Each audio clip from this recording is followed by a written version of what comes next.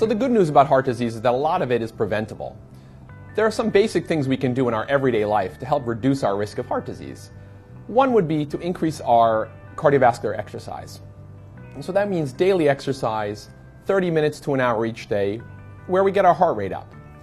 Another would just be making healthy choices when we eat. Those healthy choices would be to reduce our intake of saturated fats and cholesterol, to eat less processed foods, and more natural choices. A third thing would be to stop smoking. That's often easier to say than it is to do, but it makes a huge impact. And lastly, leave some time for relaxation and to de-stress. A lot of the choices we make with our diet aren't the most healthy. They're the fast foods or the processed foods. A lot of them come wrapped in plastic or in cans, or we're difficult to identify by our grandparents. I call that the grandmother test.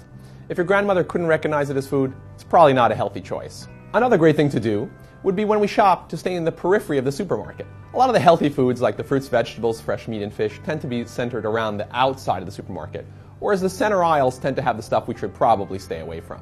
These are some basic ways we can reduce our chances of getting heart disease.